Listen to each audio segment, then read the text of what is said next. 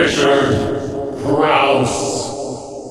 Last year, a French cinematographer turned director named Pierre Morel brought us Taken, a violent little Eurocentric thriller about a father who would do anything, and I mean anything, to retrieve his daughter from some very bad men. It was a down and dirty little flick, classed up somewhat by the presence of Liam Neeson in the lead role, and it became an unexpected lightning-in-a-bottle hit. Well, Morel is back behind the camera with a new actioner called From Paris with Love. Unfortunately, though, this time, lightning has not struck twice. Like Taken, the story is simple and leaves the action to be the real star. Jonathan Rhys-Meyers is James Reese, an aide to the U.S. ambassador in Paris who moonlights on the side for the FBI. He's given the biggest assignment of his secret agent career when he's partnered with Charlie Wax, played by John Travolta, the typical unorthodox but effective undercover movie spy.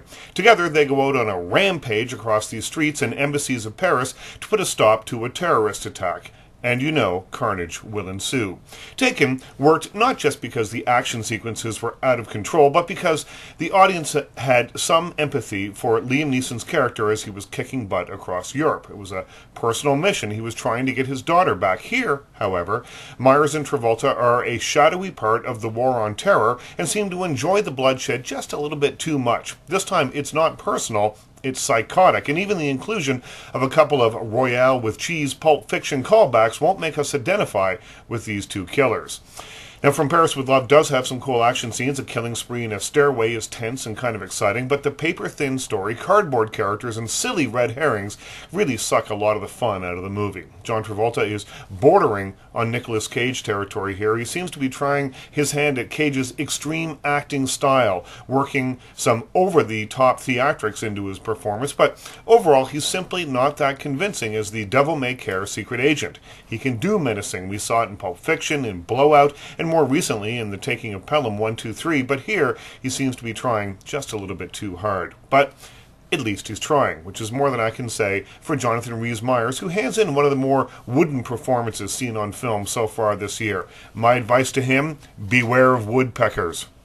Now, this is only Morel's third film and as a director, and already he's established a set of trademarks for better and for worse. On the plus side, he knows how to stage an action sequence and has clearly watched more than a few John Woo movies. He also has an eye for shooting in urban spaces, but compared to Taken with its beauty shots of Paris, From Paris with Love looks like it could have been made almost anywhere. With the exception of the odd Eiffel Tower shot, location-wise, it's rather generic, which it shouldn't be when you are shooting in one of the most beautiful and interesting cities in the world. On the minus side, he's already become somewhat predictable. In his movie, the dinner scene always seems to end poorly for the hostess.